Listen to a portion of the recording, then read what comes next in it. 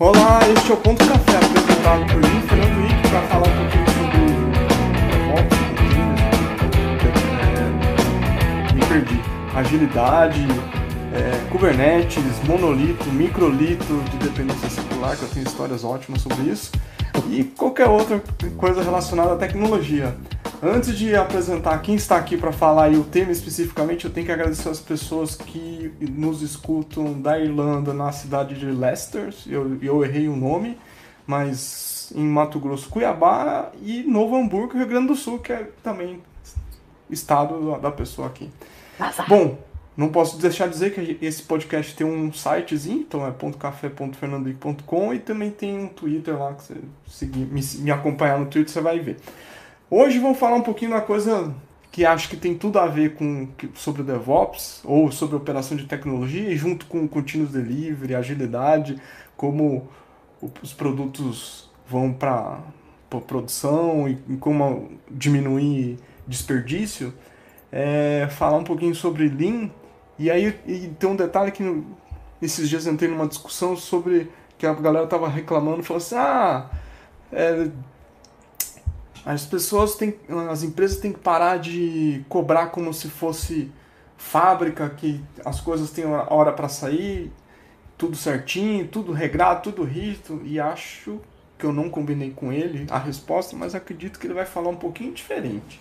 Bom, o que a gente vai falar hoje? Vamos falar um pouquinho sobre Jidoka, sobre DevOps, sobre Lean e essas coisas relacionadas à tecnologia e o quanto DevOps bebe dessas fontes e sistema produtivo da Toyota. Bom, já enrolei demais, vamos apresentar o Guilherme Elias. E aí, Faiki, primeiramente é uma honra, um prazer estar aqui, ser convidado para o teu podcast, que eu sinceramente sou fã, curto, basicamente não perco nenhum, acho que até hoje tem uns 2 ou 3 lá que eu não vi, mas se algum dia eu puder eu ainda volto para ver, porque agora eu não perco a sequência. Então, assim, primeiramente é isso, é um prazer estar aqui. Conheço o Faik já há um bom tempo e principalmente, cara, esse cara me ajudou muito em um assunto bem delicado que hoje a gente conversa bastante pelas redes sociais, que é exatamente, lendo ele, eu me dei conta que eu estava precisando de ajuda. E eu quero fazer exatamente aqui uma homenagem mesmo por isso, Faik. Até mesmo tem alguns amigos que têm feito isso pelo Twitter, dizendo, cara, muito obrigado pelas pessoas que falam sobre aquilo que pensam, seja a tecnologia, seja o lado humano das coisas, né? Seja sobre agilidade, sobre DevOps, sobre Lean, sobre qualquer coisa, mas que falem, que divulguem, né? Porque a nossa voz dentro da internet, ela vai longe, né? O conhecimento que a gente vai atrás tem um alcance incrível, assim. Então, Faik, cara, muito obrigado aí por tudo que tu vem contribuindo há anos que eu te acompanho nas comunidades que tu participa. Pô, até fiquei sem jeito agora. Obrigado. Bom, mas então, cara, e aí pegando os teus ganchos ali que eu tava anotando aqui mentalmente, né? O assunto de hoje, né? Eu acho que ele é bem pertinente, até mesmo para o momento que a gente vive, né? E até mesmo para fazer alguns resgates, né? Eu trabalho, né, na YouMove há mais de 10 anos. Depois vem também uma questão ali que é bem importante, que é amar o que faz, né? Eu acho que, cara, eu te digo que eu amo, eu aprendi a amar o que eu faço, e até mesmo lá atrás, isso parece clichê, tá? Mas lá atrás, há 14, 15 anos atrás, por aí, 16 anos atrás, eu planejei passar por algumas áreas antes de ser desenvolvedor de software, e assim eu fiz, mas depois eu conto um pouquinho mais. Bom, a gente pode chegar, então, para a pergunta básica. Quem é Guilherme Elias? Boa. Cara, Guilherme Elias hoje, ele é pai, né? Um pai, como não pode ser diferente, apaixonado pelo seu filho e já planejando o segundo aí, se Deus quiser, esperando essa pandemia louca dar uma aliviada. Guilherme Elias também é um cara, que aprendeu e aprende todo dia com os times que ele vive. O Guilherme Elias é um cara que preza muito isso, assim, sabe? Esse aprendizado empírico de pessoas, de produto, olhando o pensamento sistêmico, que é algo que veio para minha vida para ficar. Eu digo vida porque eu aprendi isso com grandes personalidades desse nosso mundo, né, de tecnologia, digo até de literatura, né? Porque tem um cara hoje que eu admiro e sigo muito, e desde sempre eu digo que é mestre mesmo, que é o Daniel Wildt, que ele, cara, me ensinou bastante desde a faculdade. Ele foi meu professor na faculdade, depois as relações se estreitam de uma forma que Guilherme Lacerda era do meio, Diogo Lucas era do meio, Luiz Cláudio Parzanello, né, era toda aquela panelinha, e cara, eu tô para te dizer que o Guilherme Elias hoje também é um cara muito agradecido, né, ao nosso ser superior, a Deus, por colocar todas essas pessoas no nosso caminho, né, porque isso é aprendizado puro, simplesmente pela rotina de compartilhar com eles opiniões, questionar, enfim, tudo isso. E o Guilherme Elias também, cara, é um cara que aprendeu e vem aprendendo desde sempre, né, desde que me conheço como profissional, que tecnologia realmente é algo inspirador, né, e por esse viés, assim, por esse aprendizado contínuo, a tecnologia realmente ela faz parte do meu dia a dia hoje, de uma forma que eu não saberia mais viver sem. E até mesmo digo, cara, se eu deixasse de ser um desenvolvedor de software, como eu me intitulo desde sempre, possivelmente você pro resto da minha vida, eu seria um pedreiro digital, como o nosso amigo fala aí, né? O nosso amigo Somatório, lembrando ele aqui. Abraço, Somar. Porque é isso, assim, cara, tecnologia é algo que inspira cada dia mais, seja nos momentos pré-pandemia, durante pandemia, eu tenho certeza que pós-pandemia, e falando aqui, trazendo um pouquinho de um assunto para a gente também falar, que é essa era do low-code, no-code, né? Onde é que a gente vai chegar, né? Quem somos nós, desenvolvedores, daqui a um tempo? Quem deveremos ser, né? Vai por aí, meu. Boa. E como é que você foi parar nessa bagunça de tecnologia? Verdade. Às vezes quando o cara para pra pensar é bagunça mesmo, né? Mas, cara, deixa eu voltar então ao assunto que eu planejei. Parece clichê essa altura do campeonato falar que o cara planeja alguma coisa dentro da carreira, principalmente de tecnologia, mas sim, foi uma ideia, cara, que eu tive, sei lá, 2004, eu acho, que ganhei o meu primeiro computador, porra, legal, quero aprender um pouquinho, vou fazer um curso técnico. E aí, quando eu entrei para fazer um curso técnico, cara, tinha toda aquela questão que tu passa, né? Ver software, hardware, redes, né? Aquela questão mais generalista, que é o propósito de um curso técnico, né? Inclusive, hoje eu tenho um apreço muito grande, cara, por esse início tecnológico, assim, tu ter um approach por um curso técnico, saber aquilo que tu realmente talvez vá querer focar um pouco mais, ou até mesmo ter um pouco de embasamento para dizer fail fast, né? Cara, não é isso que eu quero. Pronto. Ao invés de puxar uma faculdade aí, dentro da faculdade tu entender que isso não é legal. Mas então lá dentro do curso técnico eu basicamente entendi assim, cara, eu gosto de tudo isso. Eu gosto de redes, administração de redes, pô, que mundo fascinante. Eu gosto de hardware porque é uma parte bacana, eu acho que também aqui pode ser o meu primeiro ganha-pão, né? Eu posso ganhar um dinheirinho, porque eu já manjo alguma coisa, posso trocar um hardwarezinho aqui, fazer um biquinho ali. E software, cara, o software era algo que me chamava muito a atenção por um detalhe. Para mim era muito difícil. E pá, aquilo me cativou. Tá, se é difícil, tá comigo, é legal. Eu sempre tive um pouquinho disso, assim, tá? E só que daí eu disse assim, tá, cara, mas assim, na época lá, eu tinha um professor muito bacana também, assim, de conversar, conceitos e tudo mais, e ele dizia assim, para ser um bom programador, tu tem que ser um bom conhecedor de tecnologias. E aquilo fez sentido para mim. Eu disse, cara, então beleza, vamos começar, vamos explorar essas áreas. Aí fiquei com aquilo na cabeça, hardware, software, né, obviamente, redes e o que mais tiver nessa questão. E aí o meu primeiro emprego foi exatamente na linha de hardware, né, eu era estagiário, fui estagiário durante um tempão, trocando peças, trabalhando no meio de uma fábrica aqui em Cachoeirinha, do metal mecânico, ia lá para o meio da fábrica, lá com os jatos de ar dentro das máquinas, topa tudo que é lado, mas era muito legal, adorava aquele trabalho. Depois fui para uma outra empresa onde foi me dada a oportunidade de conhecer um pouquinho mais de redes, né? Eu fui me aprofundando, virei administrador de redes. Pô, até brinco, né? Que o meu próximo passo dentro da administração de redes era fazer uma certificação, já estava com LPI engatilhado, ia fazer e tal. E aí, cara, aí comecei a faculdade nesse meio tempo. E aí comecei a ter disciplina, a primeira disciplina que eu tive, cara, de linguagem de programação, acho que foi com o Diogo Lucas, C++. Cara, aquele louco me pirou na primeira aula. Ele fez eu reiniciar o computador com o primeiro softwarezinho que eu desenvolvi em C. Eu estourava a memória do bagulho e ele reiniciava. Eu disse, nossa, que demais. É isso aqui que, enfim, eu tava fazendo um baita do manhaca lá, mas eu achei muito bacana. E aí começou, né, esse namoro a mais pelo software, dado que eu já conhecia um pouquinho de cada coisa, um pouquinho mesmo, né, porque todo dia a gente aprende mais. E aí só foi, cara. Eu acho que a faculdade, como eu aprendi na própria faculdade, a faculdade, ela abre muitos caminhos, né, Faik? Intelectualmente, ele não te forma como um profissional, ele abre as portas do mundo, do mercado, para que tu planeje a tua carreira e aí sim tu siga, né? E, cara, e aí é como tu disse, assim, aí foi bagunça, né?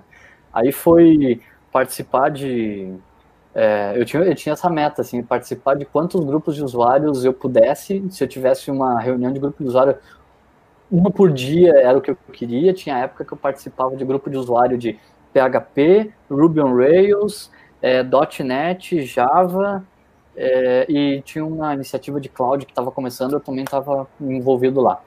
E aí, cara, na teoria eu não sabia bolhufa nenhuma de nada, e eu estava aprendendo todas elas juntos. Então, assim, a primeira vez que eu caí num desenvolvimento de software numa empresa que me exigiu, eu conhecia razoavelmente Java, eu manjava de PHP, já brincava com algumas coisas, eu conhecia um pouquinho de cada detalhezinho, assim, não me apertava, né? Obviamente, fazer alguma coisa mais profissional, enfim, ia ser um zero à esquerda.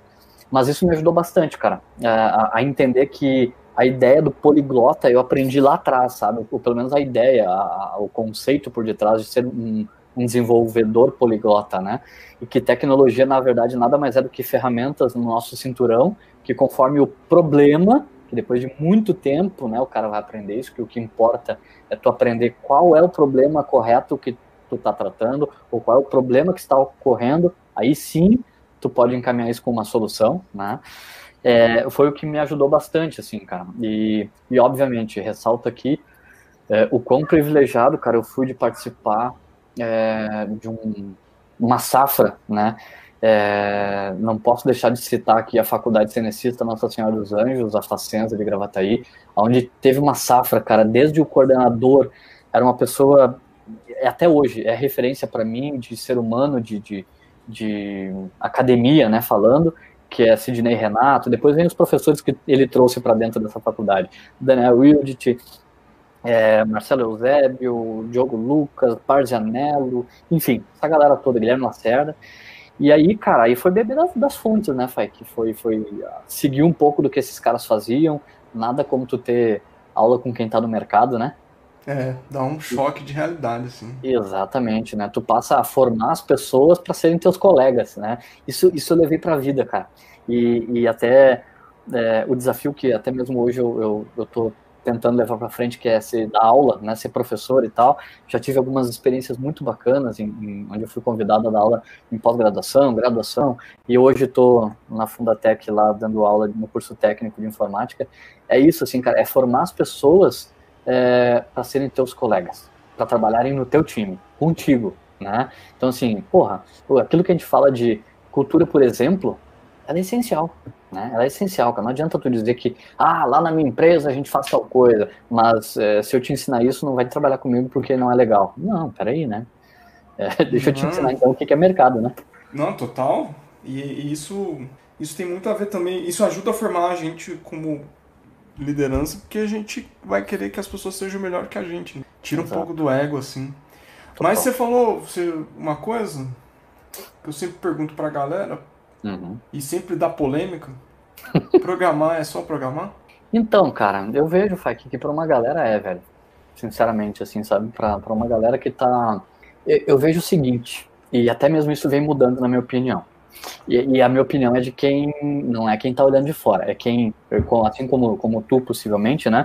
É quem entrevista as pessoas, quem está olhando o mercado, quem faz hunter, né? Que hoje em dia, basicamente, quando tu vai contratar alguém, primeiramente tem que fazer um serviço de hunter, porque não tá fácil dentro da nossa área, primeiramente tu encontrar uma pessoa que esteja disponível, né? Depois tu começa a elevar, né? Colocar nos níveis, tá? Mas ela tem um skill, tá? Mas ela vem para agregar o quê? E por aí vai. Mas Cara, entender que programar é uma arte, assim como ser um artesão, né? E aí tem o nosso amigo é, Edson Yanaga, né? Que fala que ele se intitula lá um artesão de software. Porque, assim, depois que tu entende, cara, que desenvolvimento de software, ele é um conjuntinho de boas práticas, que quanto mais tu sabe, mais ele rende. Quanto mais tu sabe que qualidade é um conjunto de tantas coisas juntas, que muitas vezes é até difícil tu definir o que é qualidade. Mas, na verdade, se tu entender que tudo aquilo que tu faz, tu tem que agregar um pouquinho de qualidade, seja por conceito, seja por excelência, seja por atender o teu cliente, entregar o que é valor para ele, né? A gente já tange um pouquinho do assunto de hoje. Eu te resumo que, cara, não é fácil um desenvolvedor de software, não é fácil programar. No conceito que talvez eu e tu, ou uma galera no mundo hoje entenda, né, que é uma responsabilidade estar dentro de um time que entrega produto digital. Né? Eu resumiria assim. E para essa galera que não acordou para isso ainda, cara, eu te digo, moçada, procurem as boas práticas, que o mundo tá cheio. Eu comentei aqui uma dos canais que eu incentivo até hoje muito, que é aprendam como não fazer um software, né? Procurem os grupos de usuário, vocês vão ter histórias, não as histórias bonitinhas que a gente vê em vários eventos de tecnologia, a galera dizendo que, nossa, fiz A, B e C e tá tudo no ar há 3 anos, funcionando maravilhosamente bem. Não, cara, vai ver os fail fast também. Dizer, cara, eu fiz isso e deu nhaca, não foi pro ar. A gente lançou uma versão que derrubou, por quê? Porque derrubou assim, assim, assado, né? E eu te digo, cara, que hoje, né, o time na qual eu faço parte, eu acho que a galera desenvolveu essa consciência do que é ser um bom desenvolvedor, sabe? E hoje, basicamente, a gente é uma família, eu te diria, porque a gente compactua e compartilha os mesmos conceitos, né? Então, a gente está na comunidade, a gente, durante muito tempo, a gente consumiu muito a comunidade, né? Aprendendo muito, porque a gente sempre tem necessidade de fazer isso, mas lá no passado, eu tô há 10 anos, uns 10 anos a necessidade era muito maior. Hoje, e há já um bom tempo atrás, a gente consegue compartilhar aquele pouquinho que tu sabe com as outras pessoas. E, porra, meu, como tu aprende mais, né, Faik? Quando tu acha que tu sabe alguma coisinha, cara, é aí que tu dá com os burros na água e tu aprende que tu tem que saber muito mais para chegar na frente de uma galera e poder argumentar aquilo que tu sabe, né? Então, eu te digo assim, cara, programar não é só programar. Tem uma galera que programa por comida hoje em dia, que programa por dinheiro, né? De novo, o Daniel, e a gente tem uma frase, o Daniel fala muito isso, que é, para esses caras, a natureza marca, né? Então, para esses caras, a natureza marca, não tem. Ali na frente, eles vão estar com alguma coisa na paleta deles, dizendo, tá, conheço esse teu trabalho, ou então conheço o teu trabalho, e o mundo de TI no Brasil, na tua cidade, ele é muito pequeno, né, cara? Então, eu acho que, assim como a tua dignidade, o teu nome, a tua reputação dentro dessa área faz muito, muito, muito sentido. Boa resposta. Bom, e quando a gente pensa em programar, no final das contas, desenvolver, a gente normalmente está fazendo algum tipo de automação do que seria um processo manual ou algo que é impossível de fazer manualmente. A gente pensa em automação, a gente está pensando, então, principalmente o pessoal de agilidade costuma, os que não estudam direito, gostam de colocar tudo em caixinha, ele gosta de dizer, DevOps é só automação, ou Jidoka é muito com DevOps, é só automação, não tem nada a ver com agilidade. Opa! Então, antes de fazer essa relação, o Jidoka vem do Lean, o Lean vem do sistema produtivo da Toyota, o TPS. Começa por onde se achar melhor, do Lean ou do TPS. Como é que a gente começa para chegar no Jidoka? Legal. Cara, eu começo do Lean dizendo da onde eu aprendi o Lean. E até mesmo depois tem uma referência bacana, né, Faik, que a gente vai colocar, acredito que links, ou pelo menos já vamos falando delas aqui, que cara, o dia que eu li esse livro eu digo, tá aqui, primeira semelhança comigo, né, tem um livro bem bacana, tá, que diz, tudo que sei sobre Lean aprendi no primeiro ano de escola, né, e, cara, esse livro, ele é emblemático para mim, porque é exatamente assim, o que eu aprendi, o primeiro primeiro contato que eu tive com o sistema Toyota de produção, Lean, né, depois aprendendo mais sobre a filosofia, foi exatamente na faculdade. Cara, e assim foi nos primeiros semestres. Não foi qualquer disciplina de tópicos avançados, coisas mais pro final, não. Era a galera que entendia, que já falava no mercado sobre metodologias ágeis e como tu disse, né, estudou um pouquinho além da caixinha para entender que, cara, metodologias ágeis, na verdade, é um conceito, são princípios e valores, como ela mesmo se intitula, mas não é algo novo, cara. É algo que, na verdade, são boas práticas que o mercado ou fechava os olhos, ou então alguns praticavam e com o tempo entenderam que isso podia se tornar, assim como design patterns, né, algo mais reconhecido e algo mais aplicável dentro de cenários específicos. E então, essa ideia de tudo que eu sei e aprendi no primeiro ano na escola, foi um pouco disso, assim, sabe? Ouvindo essa galera que eu comentei aí, que são professores, eram professores na época da Facenza, falando sobre... cara, foi para mim, nessa época, eu trabalhava numa empresa de metal mecânico, aqui em Cachoeirinha.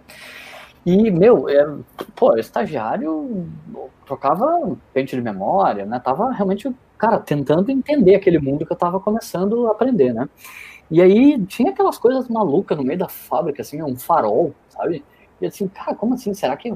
Mas não era bem nas ruas, assim, nas divisões, né, que podia passar, era em cima das células da fábrica. Eu disse, cara, mas pra que farol ali, sabe? Não tem como o cara passar. E ficava me perguntando.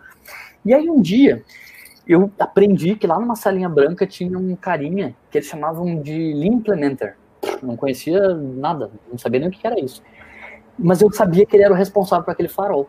E aí um dia eu fui trocar sei lá o que é, uma peça lá no computador dele, trocando ali, ele chegou na sala e eu disse, é hoje, né? Sempre fui muito curioso. E perguntei, cara, o que é aquele farol lá, velho? E aí ele disse, aquilo ali na verdade, é um sistema. Obviamente não me deu os termos técnicos também, entender, né? Mas vai dizer, aquilo ali é o seguinte, a cada turno a gente vai indicando para as pessoas se a produção está em dia no turno, verde, está amarelo, ou seja, tem que apertar um pouco o passo que possivelmente não vai dar, ou então vermelho, já está, sabemos que vão ter que fazer hora extra, o supervisor já vai ter que se articular para ver quem vai ficar para dar conta da produção do turno, né? Legal, bacana, né? Cara, acho que foi assim, dias, 1, 2, 3 dias, mais para frente, em sala de aula, o Daniel veio com a ideia lá de gestão à vista, sobre sistemas de visualização de produção, ou então coisas mais visuais. Eu digo, cacete, tu tá falando de Andomo? Tu tá falando disso? E ele disse, cara, por aí, isso aí mesmo, né? Olha só, né? E eu disse, aquele dia é como eureka, assim, cara, é isso que eu curti, é isso que eu quero fazer, é isso que eu quero aprender mais. E aí, de novo, velho, aí foi beber da fonte, participar desses grupos de usuários onde tava essa galera falando, ler, obviamente, muito, a discutir sobre conceitos, até que a coisa começou a ficar séria. Aí comecei a trabalhar na área, fui ser um desenvolvedor de software, né? E aí, cara, de novo, Fail Fast, né? Todo mundo, eu digo, todo desenvolvedor de software, ele tinha que ter como primeira experiência trabalhar no projeto que não se pode criar para o resto da vida, né? E eu tive essa oportunidade. Eu trabalhei num software, cara, que tinha mais de 8 anos de existência e tu podia imaginar tudo que tinha naquilo, né? Tudo. De umas práticas de desenvolvimento de software, de engenharia de software e até mesmo em tratamento de pessoas na época. Nós tínhamos um integrador de código, né? A pessoa que, cara, tu comitava as coisas e dizia, ô fulaninho, aí ó, é contigo agora. Cara, eu fiquei acho que 1 ano e meio, 2 anos nesse projeto. Acho que a pessoa que parou mais tempo nessa posição foram 3 meses. Imagina, é humanamente impossível, né, Faik? Eu fazer o meu código e dizer, Faik, entrega pra mim aí o código, ver se ficou legal ou não. Era merge o dia inteiro, né, cara, literalmente. E aí, cara, esses conceitos, assim, de retrabalho, né, over-engineering, que, né, hoje a gente fala muito, mas é produzir, para quê mesmo? Onde é que está sendo aplicado? Cara, daqui a 6 meses vai para produção, ou então daqui a 6 meses o teu código vai ser entendido que não era assim, ou era um bug, né? De novo, conceitos que, né, olhando os princípios do Lean, olhando os desperdícios do Lean, né, tu tem isso bem evidenciado. E aí, cara, eu fui trocando de empresa, fui participando de processos seletivos de empresas maiores, né, trabalhei em empresas multinacional, E o dia que eu entrei numa multinacional, eu disse, cara, agora aqui eu vou me aposentar, porque aqui os caras devem falar sobre tudo isso, fazer tudo isso. E para minha surpresa, velho, nada daquilo era aplicado. Nada daquilo era levado em conta ou em consideração, né? Mas métodos ágeis, como eu te disse, estava lá, né? Cara, somos e fazemos. E aí eu peguei uma oportunidade bem bacana num time lá, cara, e dessa empresa, que assim, tinha as fases, né, do desenvolvimento. X semanas em planning, ou em visioning, planning, depois developer, depois testing, e depois só Deus sabe onde ia parar, né? E, cara, assim como era uma prática na empresa, assim, a gente fez o planning em uma semana, do mínimo que a gente entendia que podia fazer. Depois a gente não podia desenvolver, porque até o mesmo código-fonte lá, o source code da vida source code, ele estava bloqueado, tu não podia fazer commit, que a época do projeto não te permitia. E aí, o que a gente fez? Eu e uma galera lá, a gente basicamente tinha um TFS instalado em uma das máquinas e a gente começou a codar, testar, validar, unit test. E por isso que eu digo assim, cara, uma galera boa, que já entendia o out of the box, né, que é exatamente isso, que estudou um pouquinho mais, né. E o dia que, cara, pode comitar, a gente comitou centenas de linhas de código, né, e a gente já estava basicamente com o que seria um release 1 pronto, basicamente, com testes, com validação de nosso PO interno, porque o cara também curtia a ideia, e aquilo ali fez muito sentido para mim, mas para a empresa a gente tinha quebrado um dos protocolos, uma das regras e por aí vai. E aí, outra experiência. Aí realmente fui convidado para trabalhar na YouMove, né? Para justamente montar um produto, uma plataforma. Há 11 anos atrás, praticamente. Cara, falar de uma plataforma há 12 anos atrás era algo inovador, né? Sim. Não faz. Inclusive, não tínhamos nem Amazon no Brasil, só para a gente ver o tempo, né? Mas, enfim, o conceito do cloud também não era difundido para todo mundo. E naquela época, cara, a gente teve de novo pessoas muito boas no time da YouMove que pensaram nessa arquitetura inicial, falando sobre cloud, né, falando sobre esses conceitos de, beleza, preciso salvar um arquivo, salva no file system. Não, Magrão, a gente vai ter que colocar em nuvem não tem storage. Mas compartilha um storage. Bom, então daí pode ser que o recurso seja compartilhado das duas máquinas, é isso? Tá bom, se uma morrer, a gente tem a outra, e começou daí. E até mesmo, eu brinco, né, que, cara, a gente aprendeu na YouMove esses conceitos que hoje, basicamente, eu vou dizer cursinho para não dizer certificação, tá, para não trollar tanto, a gente aprende em 15 horas, 12 horas, 8 horas, hoje já estão vendendo certificação de 8 horas, né, que, assim, nossa, integração contínua, né, cara, a nossa integração contínua, primeiro ela doeu, para depois a gente automatizar, né, que é o caso, automatizar por automatizar. Eu me lembro, cara, que o nosso analista batia nas costas de um colega e dizia assim, cara, vamos lá, né, o conceito era Java, trabalhando ali com Eclipse pra cá. Tu gera um OR ali pra me subir no Tomcat na minha máquina pra ver se tá ok a funcionalidade, né? E assim, era feito, o cara gerava, exportava, cara, mandava, botei lá no servidor tal, pega lá o OR, sobe na tua máquina, no Tomcat, pra testar. O cara subia e dizia, mas não subiu. Olhava, no Pointer Exception. Peraí, vou refazer pra ti aqui. Não, peraí, cara. Vamos começar a falar daquilo que a gente vem aprendendo aí nos grupos de usuário, né? Integração contínua. Vamos fazer? Não temos tempo. Tá bom? Vamos fazer acontecer? Vamos. Tá, então legal. Como é que a gente pode? Sei lá, velho, vamos investir. Aí vem as ideias do 2-second lean lá, né? Cara, vamos investir 10 minutinhos por dia em alguma coisa? Vamos? Então tá. E assim a gente começou a fazer. Cara, foi um serviço árduo, né? E depois eu conto o desfecho disso, que para mim foi bem emblemático, até traumatizante, um dia que eu recebi um tweet sobre isso. Mas, cara, todo dia a gente tirava o que podia, de minutos durante o dia, final do dia, antes de ir embora, né, no final de um ticket, para automatizar um build, fazer um teste e tudo mais. E eu conto, isso é uma palestra até que a gente já fez várias vezes aqui em TDC e tudo mais, que sabe o que foi o nosso primeiro servidor de integração contínua? Na minha máquina, na época eu usava o Windows ainda, ele rodava um bash, né, mas verificava o seguinte, mandava rodar o build via ent, e se quebrasse alguma coisa, tinha lá o condicional que estourava o bashzinho, saía como 0 ou 1, e ele acionava um MP3, tocava um MP3 mesmo, vinha ali de comando. E aí todo mundo ouvia. Então, cara, e aí sabe como é que era o nome da música que tocava? Não sei se todo mundo, né, é um cantor famoso aqui para nós, tradicionalista, o Rui Biriva, né, que ele tem uma música Vamos Quebrar Tudo, né, a ideia do quebrar build, né, vamos quebrar tudo, e aí começava a tocar essa música no meio da sala. E, obviamente, um dia de tarde eu implementei o negócio, deixei ali, e a cada 10 minutos eu baixava o fonte, fazia um update do fonte e rodava ele para ver. Mas não tinha falado para ninguém, até porque eu tava testando, né, para ver se ia dar certo. Cara, eu tomei um cagaço, porque eu tinha colocado um alto-falante do meu lado também. E 10 horas da manhã, aquele bagulho abriu. Vamos quebrar tudo! No meio de uma sala, com umas 8 galera, assim, sabe?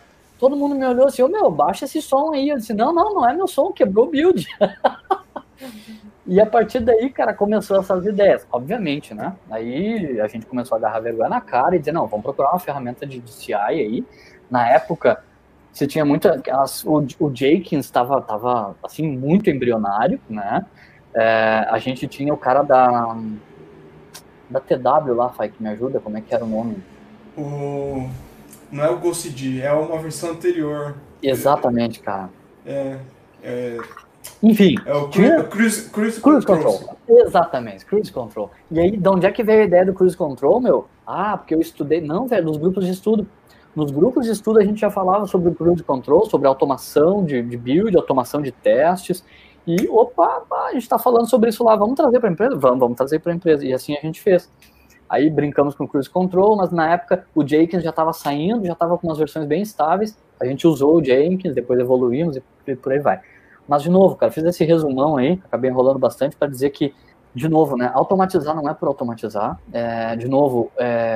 Tem uma palestra que eu vi no TDC há muitos anos atrás, da Cecília Fernandes, e sempre que eu posso eu menciono ela, porque é a ideia dos zumbis ágeis que hoje a gente tem, né, a rodo, que é, para que tu faz CI? Para não rodar as coisas da minha máquina. Não, cara, não é por aí, né, velho? Tu tem que entender o porquê de cada coisa, né, e eu acho que isso te torna um agilista melhor, isso te torna uma pessoa com skills de arquitetura, de engenharia de software melhor, porque tu entende o real problema que sempre tu tá trabalhando. E tu ser orientado a resolver problemas, nada mais é do que o sistema Toyota de produção instiga dentro da linha de produção, né? Cara, achou um problema? Para a linha de produção, velho. Puxa a linha lá e para ela, né? Que é o vamos quebrar tudo. É isso aí. Inclusive, em uma das aulas da pós na URGS de Lean System, o professor contou uma história, que é basicamente o seguinte, sintetizando ela. Primeiro dia de um novato na linha de produção da Toyota, né, o cara entrou, foi apresentado lá pra galera e tudo mais, e, cara, final do dia, e daí detalhe, né, só trazendo conceitos, alguém novo numa linha de produção, ele, na verdade, não faz nada sozinho. Ele é supervisionado full time e não supervisionado. Ele é, na verdade, instigado a trabalhar no próprio local de trabalho, mas eu diria ludicamente, né, mas ensaiando aquilo que ele vai fazer, né, até ele estar muito bom, sendo treinado por um sensei, um líder de área que realmente domine muito da operação, e aí que diz, agora ele está apto, ele pode fazer. Mas no primeiro dia o sensei inventou de dizer para ele, cara, ele perguntou, o que é essa corda que passa no meio da fábrica aqui? Isso aí é quando tu vê algum problema, algo que está errado, a gente puxa, a gente para a fábrica porque está errado, está produzindo defeito, e a gente não compactou com isso. E nossa, aquilo assustou ele, né? Meu Deus do céu, parar uma produção da Toyota, né? É punk. Mas ele ficou com aquilo na cabeça, se alguma coisa está errada, para, se alguma coisa está errada, para. E dentro de tudo aquilo que ele vinha aprendendo, né, com o sensei ensinando, cara, ele viu um defeito numa fábrica, numa peça. E o que o cara fez? Bateu no peito e digo, vou parar a fábrica. Pá! Puxou a fábrica. Puxou o que seria a ideia de um andon, né? Parar a questão. E, tu imagina só, os colegas desse cara, né? Um novato parando a linha de produção da Toyota, né? Em pleno dia, assim. E aí o cara tá louco, não faz isso, tu não tá apto a fazer isso ainda e tal. E aí o sensei perguntou, o que tu viu de errado, qual é o problema? E ele disse, aqui, essas duas peças estão com problema, não eram tantos milímetros e aqui eu tô vendo tem mais. E ele disse, verdade, tá com problema, né? O aprendizado disso, cara, é assim, não importa se tu tem medo ou se tu não tem medo. Se tu tem certeza que tu viu um problema, vá atrás dele, corre atrás dele, ou indica que tu tem um problema, né? Para que tu, obviamente, talvez aquele cara pudesse ter sido imprevidente de ter parado a fábrica, mas dentro do conceito ele teria sido muito mais imprevidente se ele não tivesse alertado e não tivesse parado a fábrica. Dentro do E aí não importa se é júnior, pleno, sênior, especialista da galáxia. Cara, o que é um sênior, o que é um pleno, né? Enfim, dentro da YouMoving tem um conceito, aí na rua tem outro, dentro da empresa que tu trabalha, de cada um tem um conceito. Então, assim, no final do dia, é o que tu tem de acordo e aquilo que é cultura dentro da tua empresa. Só lembrando, galera, cultura é aquilo que tu pratica, não é aquilo que tu fala, tá? Não é o slogan da empresa, coisa do tipo. Exatamente, o walk to the Então, talk, né? você tá falou de Andon Cordon, você falou de Jidoka, o que mais que a gente se envolveu aí para ficar de forma lúdica para quem não conhece nada? Boa, cara, essa questão do próprio build, né, quebrando e tudo mais, a galera fala de... E aí vamos começar a fazer as referências, né? Por que a gente está falando aqui de Jidoka e falando de automação e tudo mais? Eu venho compartilhando com algumas pessoas uma ideia que é basicamente o seguinte: a gente tem o sistema Toyota de produção, né, que é, para mim, o berço da questão, é realmente a filosofia. Depois nós temos o Lean, que é exatamente vamos chamar de realmente a filosofia transcrita, né, os aprendizados, as formas sistemáticas de realmente tratar problemas e boas práticas para isso. E aí vamos fazer o paralelo com tecnologia. A gente pode ter o agilismo, as metodologias ágeis como conceito, né? Como pensar, os princípios e valores. E dentro dessa ideia, o DevOps é o pilar dentro da tecnologia, que o Jidoka é o pilar dentro do sistema Toyota de produção, né? Por quê? Lembrando, eu queria até, Fai, que depois se tu puderes compartilhar aí também nos teus materiais, tem um linkzinho, muito bacana, que fala sobre a casa da Toyota, né? E se tu for ver, tem os pilares lá, Just in Time de um lado e Jidoka do outro, né? O que é o Jidoka, para quem, né, nunca teve a oportunidade de conhecer um pouquinho mais a fundo, é a ideia da separação, né, do homem-máquina, que resulta em uma prática, um conceito chamado autonomação, né? Que é essa ideia da automação com o toque, com a supervisão, com aquilo que o ser humano mais sabe fazer, ou deveria saber fazer, que é procurar heuristicamente, né, melhoria, oportunidades, aprendizados e por aí vai. Porque uma máquina, uma automação, ela é burra, né? Se tu pedir para ela fazer isso, ela vai fazer isso até o fim. Mas tu entendendo, e obviamente hoje, surfando nessa onda de machine learning, inteligência artificial, a gente entende aqui mais um braço só, né, de todo esse aprendizado de máquina, né? Então, Pokayoke, que eu fiz esse enredo para te dizer, né, Pokayoke é um outro conceito legal que é... O que é Pokayoke? É os conceitos da prova de falha. Por exemplo, o que a gente pode pegar hoje aqui? As nossas famigeradas tomadas 3 pinos, né? Cara, ela não entra de outro jeito. É a 3 pino da forma que tá ali. Tu não tenta inverter. Tem uns safados que acabam cortando o terceiro pino e entra de qualquer jeito, né? Mas não é disso que a gente tá falando. É gambiarra que tem em qualquer lugar. Mas a ideia é essa, assim, sistemas à prova de falhas. Podem ser a prova de falhas como essa tomada, que tu não deixa entrar, não entra, ou então sistemas Pokayoke visuais, que tu pode olhar e entender, isso aqui tá errado. Não é o padrão visual que eu entendo que tá correto, né? Ou até mesmo os POPs, né, os procedimentos operacionais padrão. Eu sei como fazer, porque ele me diz exatamente como fazer, mas está na minha índole, ou estou no meu procedimento, fazer aquilo conforme está, ou então errar.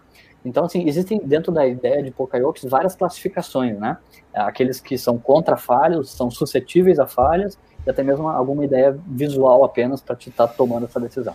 Isso a gente pode observar, transportando para a tecnologia, a gente está falando aí de, por exemplo, de quando tem um incidente, a gente revê os processos para que aquele incidente não ocorra e a falha humana não aconteça.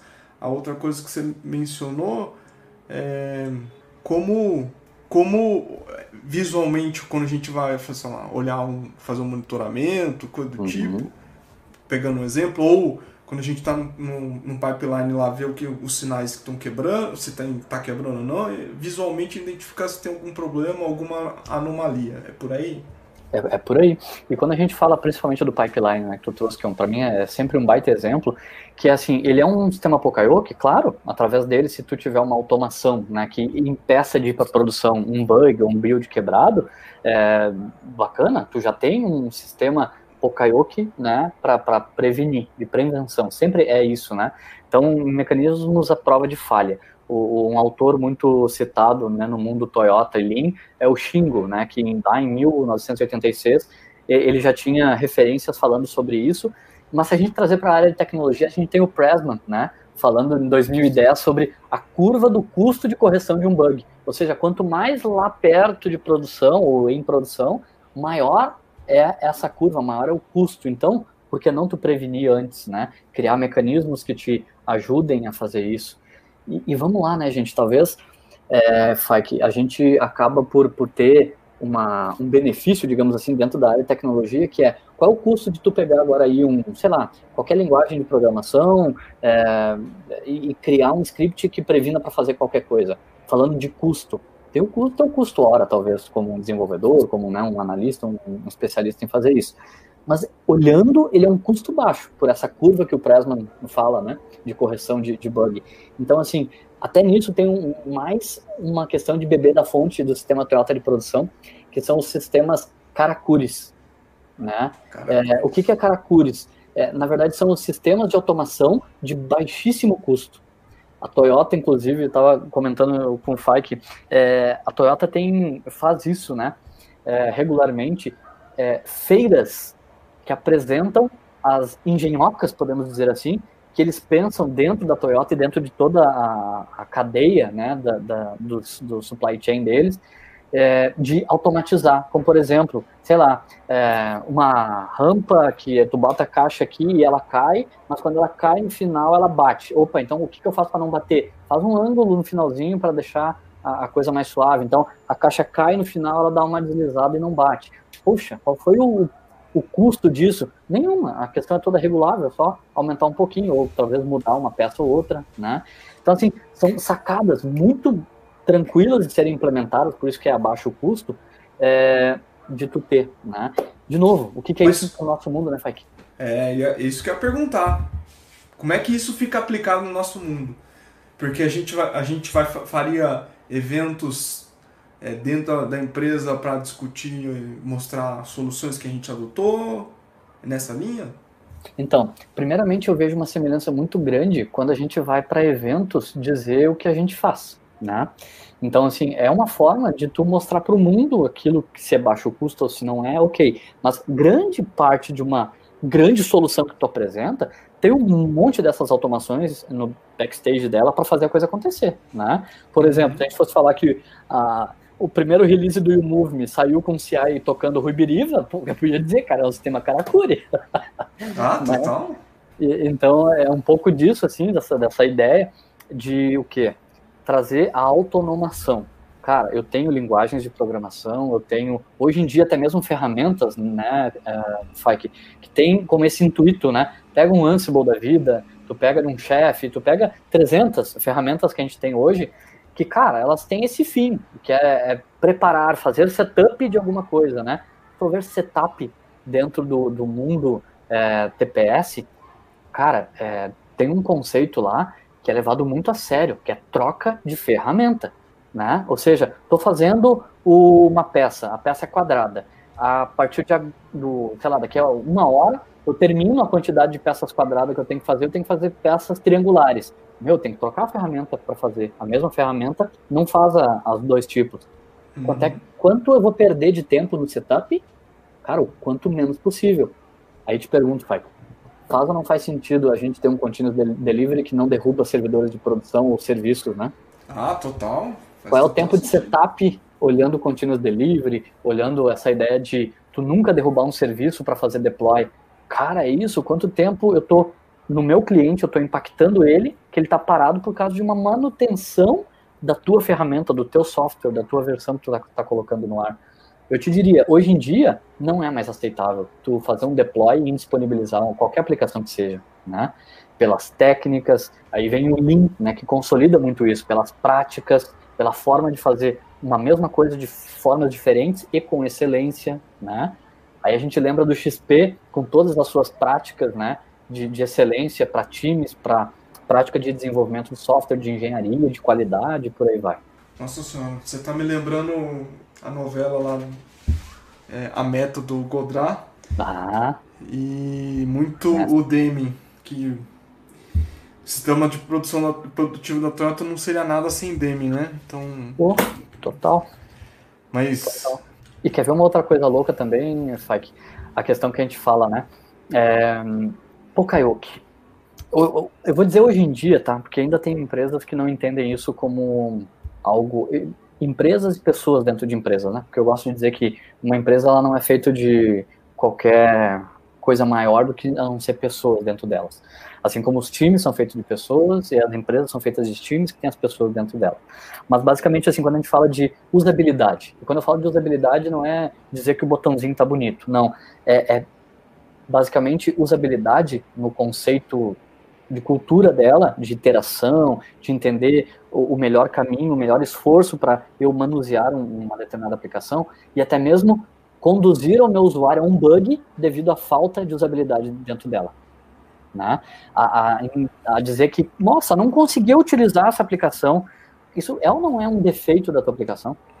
Não é um bug, não está estourando qualquer coisa na tela para o usuário, mas ele não está conseguindo usar ela.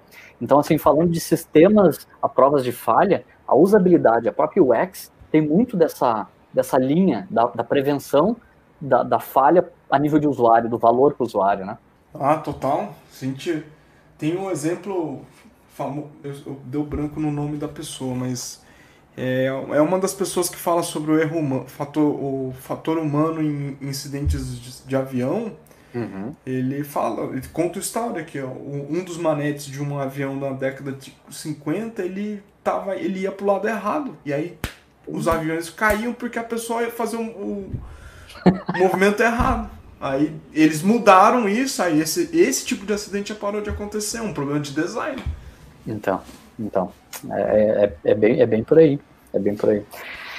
E aí a gente vem com outras, assim, tem uma série de práticas, né, que dentro desse assunto, se a gente for correlacionar ou relacionar, né, TPS, GDoca e métodos ágeis na essência das metodologias, princípios e valores com o DevOps, né, de falar, Pokayoke, já comentamos, falamos sobre automação, né, que é esse conceito homem-máquina, que está totalmente relacionado conosco na tecnologia, servidores e serviços, né, mas também, por exemplo, inspeção na fonte. Aí a gente fala do velho e bom controle de qualidade, né? Para quem já trabalhou em empresas, mas não de software, mas empresas, tem lá vou fazer um controle de qualidade. Quais são as formas que tu faz um controle de qualidade? Assim, vou chutar uns aqui, tá? Não sou especialista de qualidade para falar nada a mais sobre isso, mas vou fazer por amostragem, ou seja, a cada X peças, talvez eu tiro 2, 3 e faço uma análise, né, para verificar, ou então eu pego as primeiras, as últimas, ou talvez alguma do meio e entendo que isso está legal, ou então eu tenho que inspecionar tudo, e aí eu tenho um alto custo de qualidade, né, que torna, às vezes, isso inviável. O que o Lean, o sistema Toyota de produção, vem dizer sobre a inspeção na fonte? Digamos que eu e tu, Fai, que trabalhamos em postos de trabalho, né, eu fiz a minha peça e vou passar para ti, para a próxima etapa da linha, né? Tu, antes de receber essa peça, tu faz a análise, ou então tu coloca ela dentro de um controle de qualidade de preferência automatizado. Tá na dimensão certa, vai entrar aqui. Não tá, não vai entrar. Ou se tá errado, vai entrar com folga. Tem que entrar certinho. Ou seja, saiu do meu processo, da minha etapa, já passa por um processo de qualidade na saída dela. E só vai para ti se tiver ok. Então, assim, grosseiramente dizendo, né, explicando, esse é o conceito da inspeção na fonte, né? Que tu não propague um erro para lá na ponta tu entender, ou então lá na entrega de um cliente, como um software, tu vai entender que, puxa vida, o conjunto total da coisa não funcionou, né? Só pode causar uma impressão, do jeito que você contou, que tipo, putz, isso só vai funcionar no waterfall, porque cada um faz um pedacinho, aí depois vai juntar lá na frente. Pensando no pipeline, numa esteira de continuous delivery, enfim, como é que isso fica representado? Vamos pegar a ideia do waterfall, né? Porque, enfim, embora o waterfall seja visto como um patinho feio, e de fato ele foi interpretado a ser um patinho feio, ele não te diz que a gente tem que tocar todas as fases, primeiro tudo daquela primeira, vamos pegar o software, né? Vamos primeiramente planejar tudo, depois analisar tudo, depois desenvolver tudo e testar tudo. Não, ele só te diz, tem fases. E aí, dentro dessa ideia, o que a gente pode trazer como inspeção na fonte? Vou começar a desenvolver, tá? Ou melhor, analisar. Peguei uma funcionalidade, analisei, trouxemos para o modelo iterativo incremental, que é, vou analisar só esse pedaço da funcionalidade, vou passar para o time de desenvolvimento fazer a parte dele, que é desenvolver. Qual é o desenvolvedor hoje que faz uma análise da demanda para entender, entendi tudo que tem que ser feito, realmente faz parte isso aqui casa ali, isso aqui faz isso. Ô, fulaninho, era isso, né? Que era para ser feito? Era isso aí mesmo, tá bem claro. Cara, isso é inspeção na fonte. Pô, mas é manual, Elias. Fato. Muitas vezes hoje, esse tipo de approach é manual dentro do software, né? Mas acho que faz todo sentido. Por exemplo, lá na outra empresa que eu trabalhava, o pessoal tinha as atividades que eram de desenvolvimento para fazer, e aí o pessoal de front-end tinha as suas especificações, o pessoal de back tinha as deles. E elas se casavam. Mas muitas vezes eles saíam fazendo sem olhar e sem perguntar qual o impacto que ia ter do outro lado. Então o cara de front fazia um pedaço, o de back fazia muito depois, e aí quando ia integrar, porque eles não fizeram juntos, isso aí. Cara, causa e destruição. Deu uma semana fazendo integração porque ficou pedaço de campo para trás, ou ficou funcionalidade, ou campo ficou com tipo errado, só falando de integração de API, né? Daí para frente. Só muda de endereço, né, Fai? Que é bem isso, cara. E assim, o que eu entendo como esse conceito, e obviamente dentro do possível do nosso dia a dia, dos times, das interações que a gente tem, a gente costuma fazer, cara, tem que tomar uma decisão? Tem. Tá bom, então vamos inspecionar na fonte, né? A gente geralmente vai na fase anterior para beber da fonte, entender e passar adiante aquilo, ou então vir para a tua fase. Vamos nos colocar aqui como desenvolvedor, como eu sou. Vou começar vou codificar, né? O que a gente pode entender dentro dessa ideia de engenharia de software e boas práticas, XP e por aí vai, que é inspeção na fonte de código. Teste mesmo, né? E XUnit, para quem não tem a referência, tem um baita de um livro com esse nome do Mesaros lá, né? Então, XUnit. A ideia eu vou criar teste de unidade para isso aqui. Tá, quais são as outras possibilidades de testes que eu posso criar? Aí a gente traz a referência da pirâmide de teste lá, né? Quais são as camadas que eu consigo entender? Por quê? Porque quando eu passar para frente, seja para a etapa de integração, seja para a etapa de um deploy, ou até mesmo como tu falou, de integrar mais para frente com outros serviços, cara, a especificação está aqui. Se está errado, entendemos errado. Tá bom, acontece. E a gente pode vir aqui e modificar. Só que detalhe, quem for na frente modificar isso, alterar isso, tem a inspeção na fonte pronta já para dizer o gabarito passou, tá pronto, é isso, né? Tá inspecionado de novo. Mas aí alguém pode dizer, mas tá falando de teste. TDD não é teste. Não, mas peraí. Quando tu traz TDD também, avaliando arquitetura e design, tu tá fazendo justamente o quê? Criando a inspeção para ser feita daqui para frente, né? Vamos pensar de teste de contratos, teste de arquitetura, né, que hoje em dia está muito em voga, a gente vem usando bastante isso no Movement também, que eu disse que as camadas de fora só podem falar com as de dentro nunca vão falar com as de fora, né? Inspeção na fonte, de novo, estou dizendo, se alguém tentar implementar alguma coisa que consuma para fora, vai dizer, não pode, né? Então, de novo, sistemas à prova de falha, né, mas olhando a inspeção lá na fonte, lá em cada etapa que a gente está trabalhando, né, para ter o quê? O mínimo de retrabalho possível em cada etapa, ou a partir de cada etapa. Boa. E no Kanban fala muito sobre gerenciamento visual, mas o Lean e o sistema produtivo atual, gerenciamento visual não é só Kanban. Exatamente. Mas conta aí, pô. O próprio fato de tu olhar pro lado, né, e ter um monitor no teu lado, com alguma coisa verde ou vermelha, já te diz alguma coisa, né? Sim. Sem contexto nenhum. Eu não sei, por exemplo, o Fike desconhece talvez a operação do YouMove, mas, cara, se ele chegar na YouMove e ver um monitor verde, ele vai dizer, parece que tá legal isso. Agora, se ele chegar e olhar para um monte de coisa que tá vermelha, no mínimo, conhecendo o Fike, ele vai questionar, cara, o que que tá fora, o que que tá quebrando aí, né? Por quê? De novo, assim como a gente aprende que um sinal, né, um semáforo, eu não sei como é que fala em São Paulo mesmo, Fike. É semáforo de São Paulo. Semáforo, tá. A gente aprende lá no pré, o meu filho que tem 5 anos já sabe qual é salteado, já diz, pai, verde vai, né, vermelho para. É isso. Então, gestão visual, né, é exatamente o conceito que o Fike traz. Uma vez que eu tenho uma convenção, que eu estou trazendo a convenção aqui como vermelho, verde e amarelo, ou pode ser a convenção que o teu time criar, falando de Kanban, Fike. Cara, não pode ter mais do que 2 tickets nessa raia. Se tiver, a gente está infringindo alguma coisa aqui para nós, que é o quê? Possivelmente over alguma coisa. Ou eu estou trabalhando em 2 tickets simultaneamente e em algum momento eu vou deixar de dar atenção para um deles e vou criar espera, o que não é legal, né?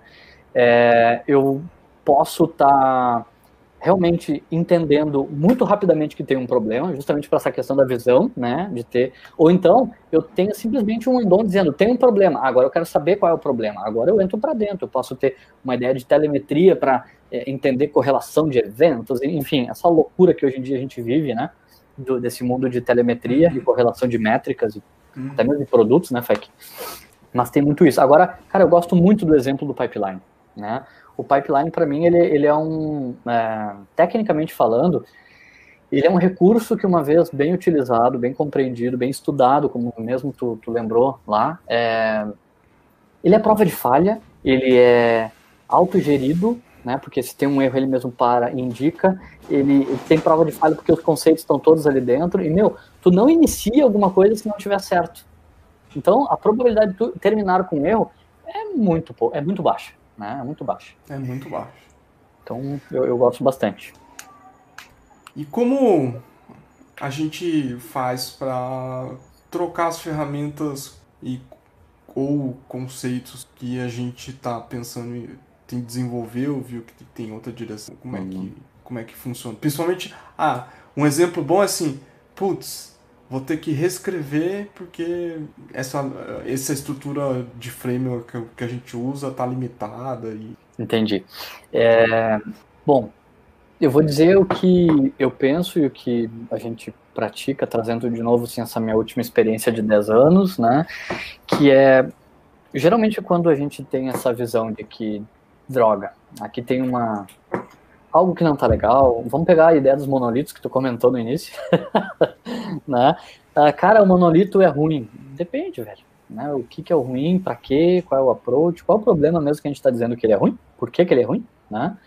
De novo, é sempre entender o problema e entender quais são as possíveis soluções, sabendo aquilo que a gente sabe, aquilo que a gente pode procurar como solução, mas dentro dessa ideia vou trazer aqui, tá? A ideia da troca rápida de ferramentas, ou então ter as ferramentas, eu acho que é isso, né? Falando de arquitetura e engenharia de software, hoje a gente não tem mais espaço para te não ter troca rápida de ferramenta, né? Sei lá, eu nasci com uma tecnologia e agora para me poder tirar ela eu tenho que reescrever todo o meu serviço. Legal, isso acontece muito hoje ainda com serviços que não foram pensados dessa forma. Aí vem o conceito lá de programar não é só programar, né? Tu ter estratégias de produto, estratégias de engenharia, estratégias de arquitetura, estratégias de design, que muitas vezes se confundem, mas cada um tem a sua hora, né, para ser discutida no mínimo.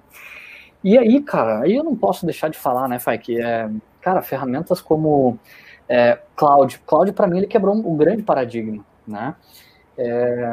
Cara, é possível como a gente já teve, ter uma queda de um servidor em produção de banco de dados, por exemplo, e em 15 minutos está com ele no ar de novo? Claro que é. Eu tenho backup, eu tenho tudo. Só quem sabe, né, quem mantém um banco de dados, já manteve um banco de dados, o quanto tem que gastar, o quanto tem que estar preparado, o quanto tem que estar engatilhado para, cara, um outage desse voltar em 15 minutos, né? Agora, o que Cloud te propiciou, ou te propicia até hoje, né, para que tu tenha mecanismos a custo baixo, ou então muito mais baixo do que tu tivesse que manter em on-premises, para ter essas redundâncias, ou até mesmo para não ter redundância, e dizer, caiu, pega a imagem e coloca no ar de novo, com a mesma, né? Ou seja, para mim aí, todas essas questões de integração contínua, ou melhor, continuous delivery, elas nasceram, e tu pode até ver que grande parte delas, Blue-Green Deployment, Canary Release, todas essas boas práticas que a gente fala de liberação de software, de releases, elas têm como premissa o quê? Sobreposição de serviços. Sobreposição de quê? De servidores, de containers, do que tu quiser, né? Mas sem isso, cara, eu acho que hoje a gente estaria ainda gatinhando em muita coisa que hoje a gente já tá cansado de praticar, de fazer no mercado, né, Fak? E você tá comentando aí, meu filho foi no banheiro. Pandemia, tá? Exato. Que pandemia, daqui a pouco ele vai passar aqui perguntando alguma coisa. Você comentou, me lembrou uma coisa que eu não lembro qual dos livros que eu li, mas no sistema de produção em massa, as pessoas são intercambiáveis.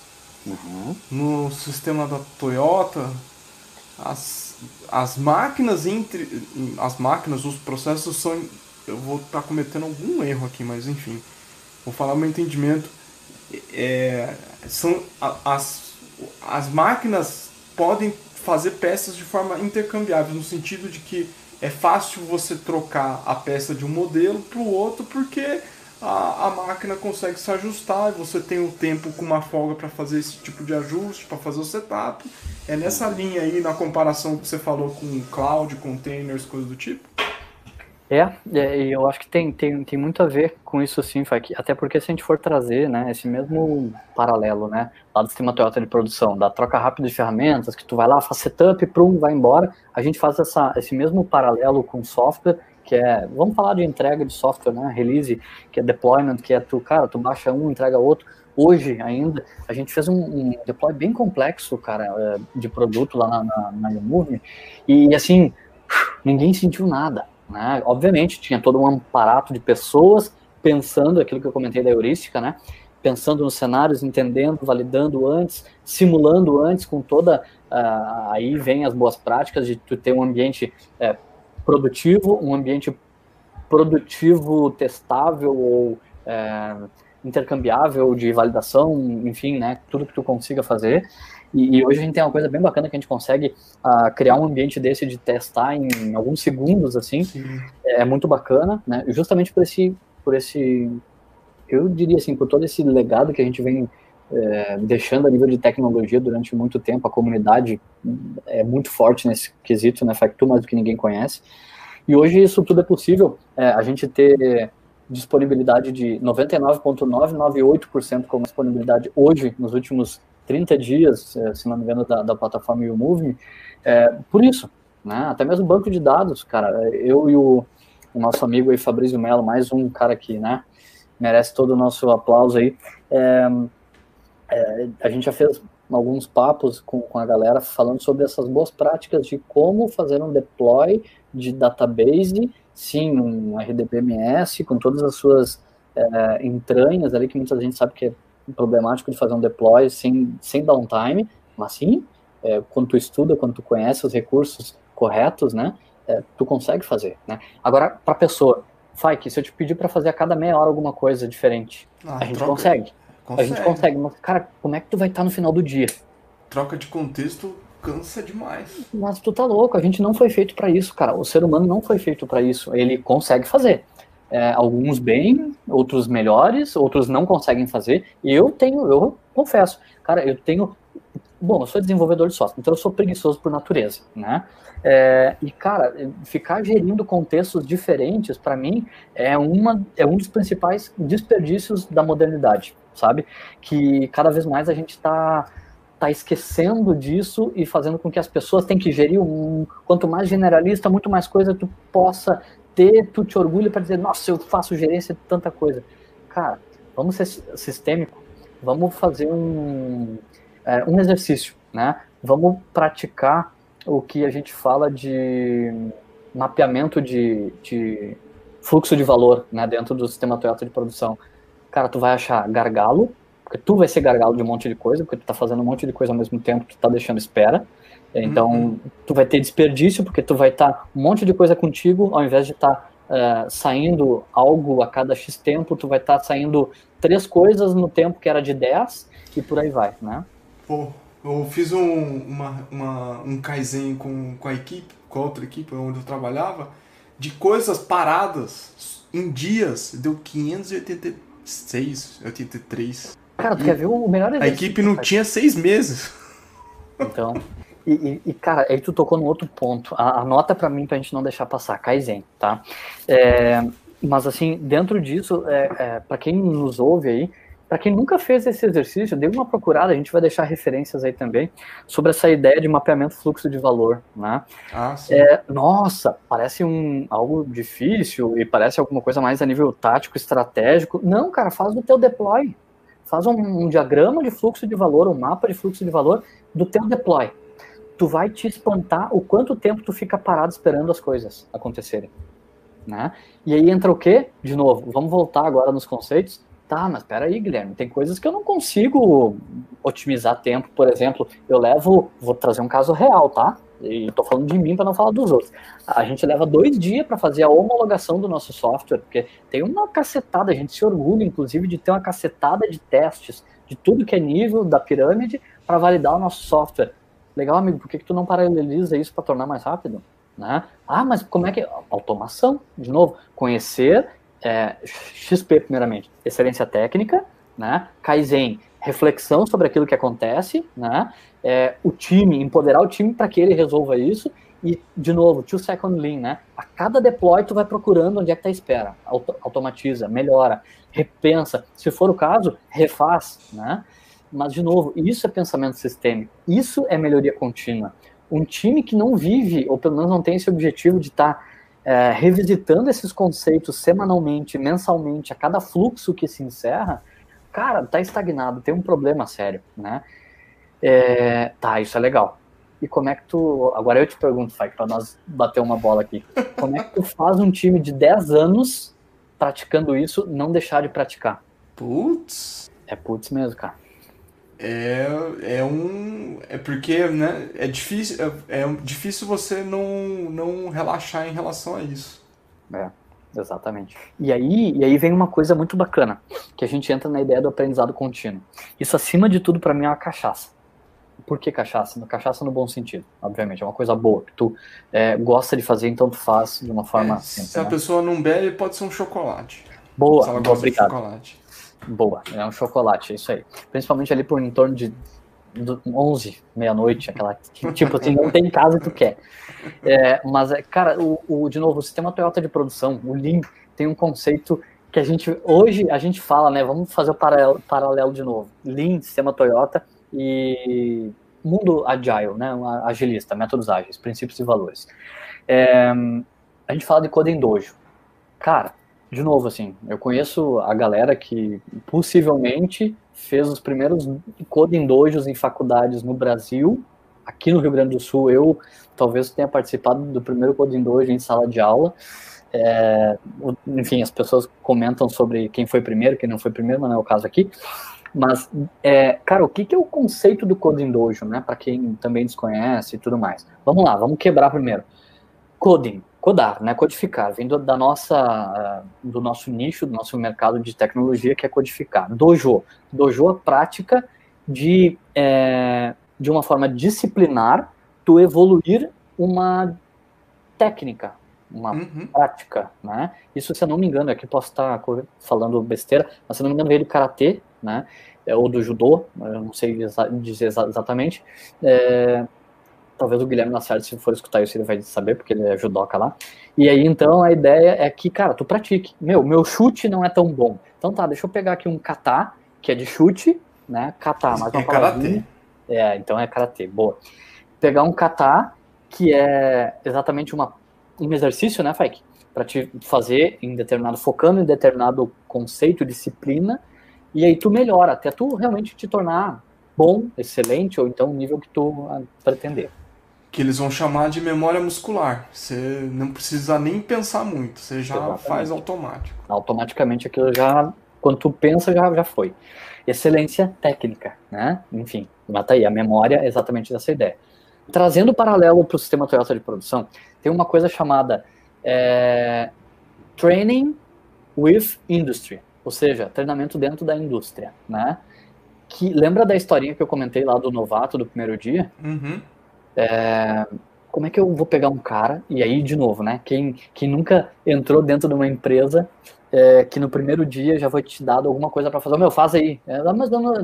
Beleza, eu vou ver se tu é bom porque tu vai atrás, tu é um cara proativo, então tu vai conhecer e tu vai ir atrás, né? Cara, isso dentro do conceito Lean, sistema atual de produção, é uma anomalia, tu não pode, tu não deveria, como um sensei, ou a ideia do sensei, né? O cara que muito sabe e tem como meta desenvolver as outras pessoas para a excelência técnica, eu jamais deveria deixar uma pessoa nos X primeiros dias, aí cada um tem o seu conceito, a sentar num computador ou passar uma tarefa para dizer, cara, tenta descobrir aí o que tu consegue fazendo e a gente vai conversando, né? Não, porque se eu quero que tu, Faik, seja um excelente técnico, eu vou te moldar para ser isso. Né? Então eu gosto muito dessa palavra sensei porque ela me traz coisas boas a nível de conceito, né? Que é assim, eu como aquele ancião, eu tenho essa imagem, aquele ancião, aquela pessoa que zela, né, pelas outras pessoas, as pessoas que são próximas a ele, eu quero te dar a melhor forma de tu fazer. De novo, isso para minha cultura, por exemplo, né, que a gente tanto fala. E dentro dessa ideia de treinar dentro da indústria, eu simulo aquilo que seria verdade, mas não no ambiente produtivo.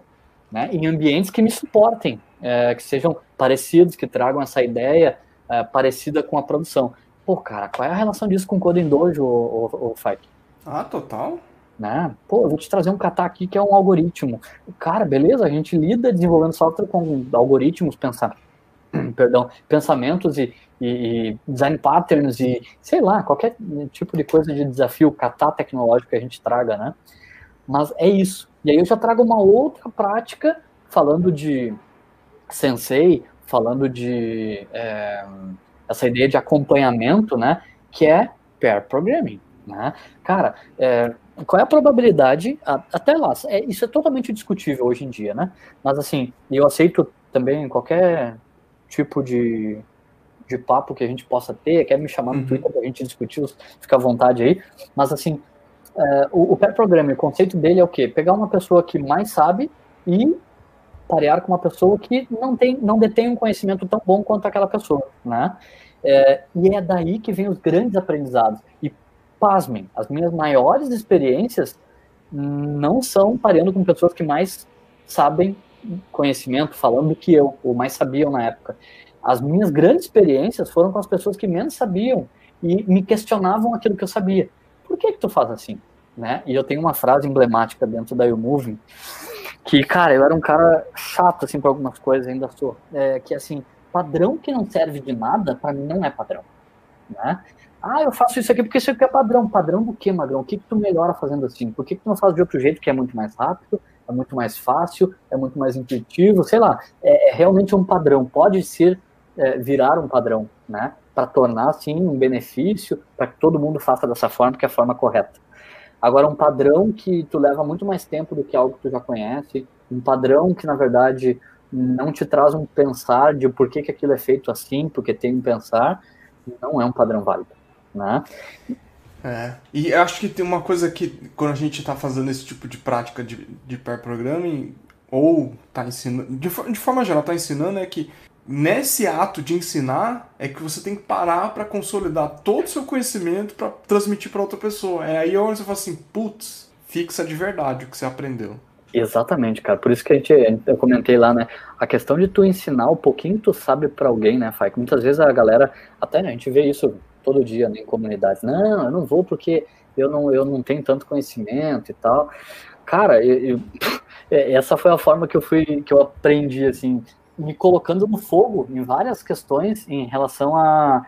Meu, eu nunca esqueço disso. Isso foi um trauma, mas me ajudou a entender que isso é uma forma de pensar, obviamente com mais cuidado depois, que é... Eu tava acho que linguagens de programação 2 ou 3, e daqui a pouco um professor lá que, né, gosta muito, sempre gostou desse tipo de approach de fazer a galera ensinar um pouquinho que sabe para aprender o dobro, que é o Daniel Wild, me disse, meu, tem um encontro do RS Jug, né, um dos maiores e mais velhos, talvez, grupo de usuários de Java, né, dessa galera aí, do Rio Grande do Sul lá, que a gente precisa dar um papo pros caras lá falando sobre orientação a objeto. Tá afim? Cara, eu congelei. Não, óbvio que não. Eu tô aprendendo orientação a objeto, tu quer que eu vá lá explicar? Ele disse, é isso mesmo. Cara, e não tem ninguém pra dar, se não for tu, não vai sair. E eu, cara, como assim, velho? Simplesmente tu pegar os teus 2 últimos semestres, compila e vai lá falar o que tu sabe. A galera que vai estar lá pra aprender. Os caras que já sabem, pode te corrigir, pode falar alguma coisa, mas tu vai estar no meio, que é exatamente para isso, é para aprendizado, não é? E aí tu não tem argumento, né? Daí tu diz, tá, eu vou. Cara, pensa num louco que tremia mais do que vara verde, né? Ah, mas é bom. Mas é o que tu falou, cara, a consolidação que aquilo me deu de orientação a objeto, meu, não tá no mapa, né? Que hoje em dia, toda vez que eu vou falar sobre orientação a objeto, eu lembro de cada slide que eu apresentei lá, eu lembro de cada conceito. E hoje, se a gente fala de Solid, né, eu lembro de o porquê que tu fala de Solid, porque são os problemas que existem dentro da orientação a objeto. É isso, né? É bem isso. Pô, demais. Pena que tem que encerrar. Pois então, cara. Mas vamos para as suas considerações finais desse bolo todo aí que a gente falou. Como eu costumo falar lá na YouMove, lá, cara, tem que falar, me diz a hora, porque se for o caso a gente fala 3 horas ou dá 30 minutos. Se o pessoal gostar, a gente faz um repeteco. Show de bola. Legal. Cara, assim, como apanhado final, eu diria que, pra mim, isso que a gente bateu um papo aqui, que a hora passou tão rápido, cara, que isso só reflete que a gente fala daquilo que a gente gosta, é um prazer, né? E a companhia ajuda bastante também. Mas dentro dessa ideia, eu venho fazendo sempre esses paralelos, sabe? Entre o que eu vinha empiricamente aprendendo com os métodos ágeis e principalmente aplicando, né, dentro dos produtos, dentro da empresa, dentro do dia a dia, que a gente também se desafia muito para aprender coisas novas. E aí eu fui para a academia de novo para beber um pouquinho dessa fonte dos métodos ágeis, né? Que assim, cara, para quem, né, estuda um pouquinho mais e conhece um pouquinho de métodos ágeis, sabe da filosofia que o Lean é. E o Lean Software Development me trouxe muito isso, né? Que não é só simplesmente ali como desenvolver software, não, cara, tem um pensar por detrás como filosofia, como cultura em fazer qualquer coisa. Então a gente fala sobre design thinking, né? A gente fala sobre a ideia da startup enxuta, né? O Eric Ries lá com a sua ideia do Lean Startup. Então, assim, pô, quando tu pensa produto de uma forma enxuta, quando tu desenvolve produto de uma forma enxuta, aquilo, na verdade, é cultura. Como é que tu pensa produto de forma enxuta, né? Como é que tu pensa com time de forma enxuta? Aquilo vira realmente filosofia de um time, de pessoas, de uma empresa, né?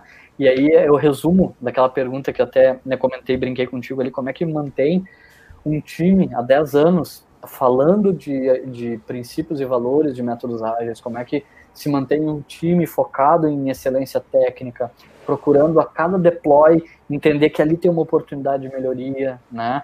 Entender que o que eu vou programar não é o que eu vou entregar, desculpa, não é aquilo que eu programo, e sim qual é o valor que eu estou agregando mesmo para o meu usuário final lá na ponta.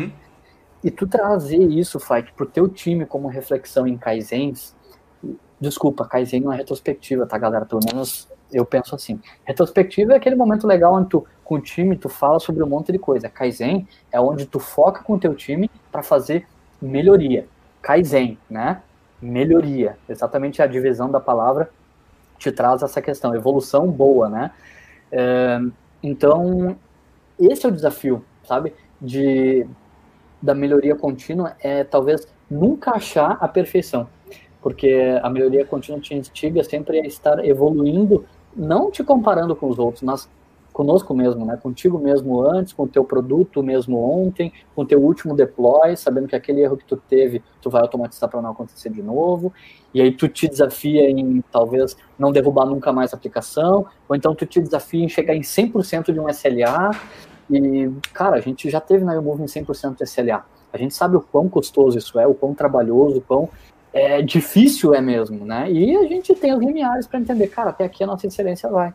Hoje, Faik, eu resumo nosso papo aqui para dizer o seguinte: não pense como ser humano dentro de um produto, dentro de uma empresa, dentro de um time.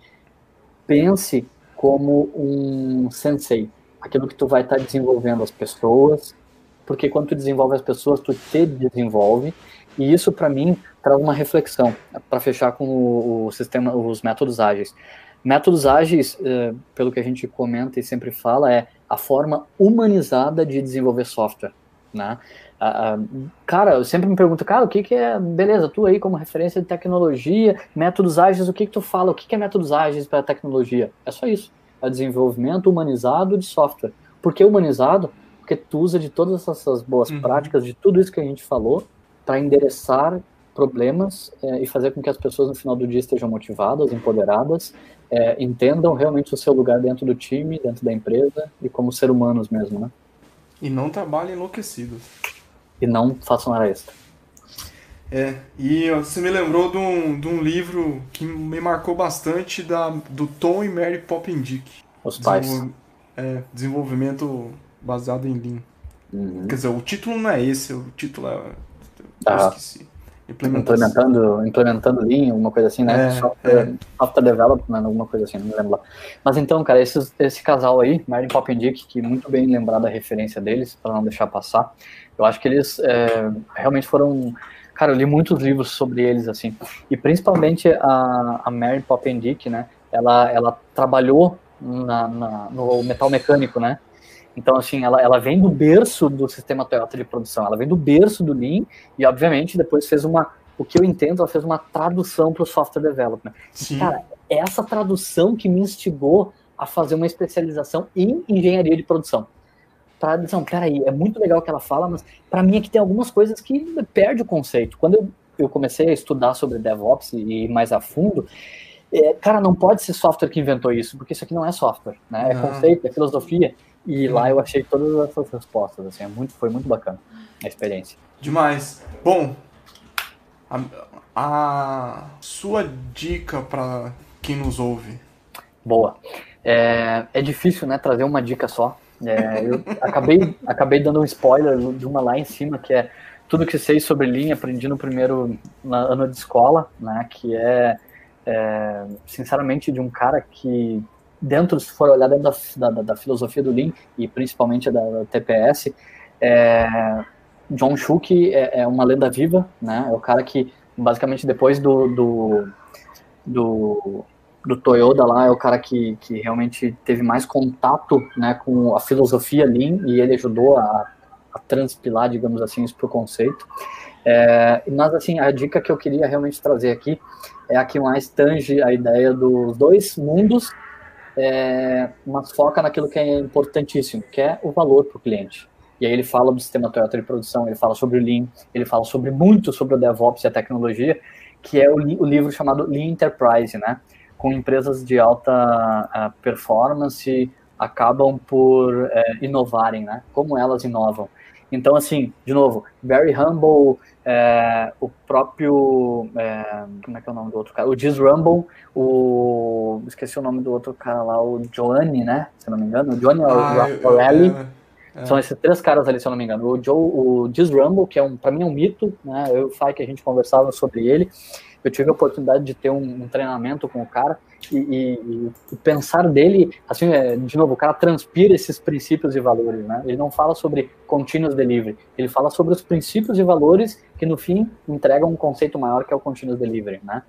Esse fica a grande dica aí, galera, Lean Enterprise, como as empresas de alta performance inovam em escala, né? O escala aqui pode ser entendido de várias formas, tá? Mas eu acho que todo o aprendizado do livro vale muito a pena, né, Fek? Ah, com certeza. Esse livro é demais. Muita coisa que no livro Accelerate, que ele também, o Jazz Humble participou junto com a Nicole Foss Green e Gene King, vem daí também. Então, com vale certeza. a pena. O meu é mais light, mas é um filme distópico chamado Congresso Futurista. Nossa, é muito massa. É isso, pessoas. Obrigado por ter ouvido e ficamos até a próxima. Feito, moçada. Valeu. Foi um prazer.